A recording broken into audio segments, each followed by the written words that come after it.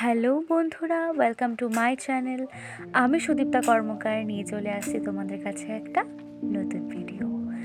আজকে তাহলে আঁকবো ওয়াটার কালার দিয়ে, আর্টিস্ট ওয়াটার কালার। কালারগুলো ভীষণ ভালো। যারা তোমরা ওয়াটার কালার করতে পছন্দ করো তারা তোমরা সবাই জানো। তো আজকে আমি এই ছবিটা আঁকবো, মোবাইল থেকে দেখেই আঁকছি। আশা করছি কিছুটা একরকম অবশ্যই হবে। প্রথমে আমরা সম্পূর্ণটাতে অকার ইউজ করব, কিন্তু কিছু কিছু জায়গা আমি ফাঁকা রেখে দেব। ওয়াটার কালারের ব্যাপারটা একটু বিগিনার্সদের জন্য বলে দিই।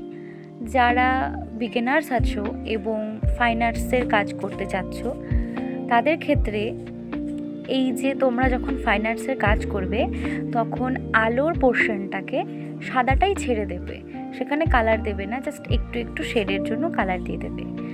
আমরা যেমন অ্যাক্রিলিকে হোয়াইট কালার ইউজ করি, এই ক্ষেত্রে কিন্তু সেটা হয় না। এক্ষেত্রে আমাদের সাদা অংশটাকে সাদা ছেড়ে দিতে হয়। এই বলতে বলতে আমাদের অকারের কাজটা শেষ হয়ে ব্রাউনের কাজ শুরু হয়ে গেছে। ব্রাউনের ক্ষেত্রে আমি একটু ব্রাউনের সাথে অকার মিলিয়েছি।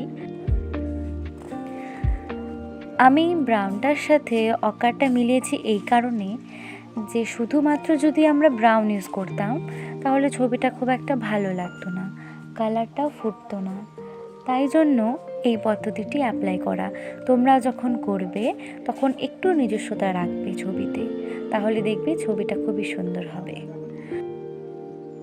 আরেকটা ইনফরমেশন দিয়ে রাখি, সেটা হচ্ছে ওয়াটার কালারের ক্ষেত্রে কিন্তু আমরা 3টে টোন ইউজ করে থাকি। অনেক সময় আমরা দুটোও করে থাকি। প্রথমবারের ক্ষেত্রে একদম লাইট কালার দিয়ে, পরের বারেরগুলোতে সেটাকে হাইলাইট করতে হবে। এই বলতে বলতে আমার ছবি কমপ্লিট।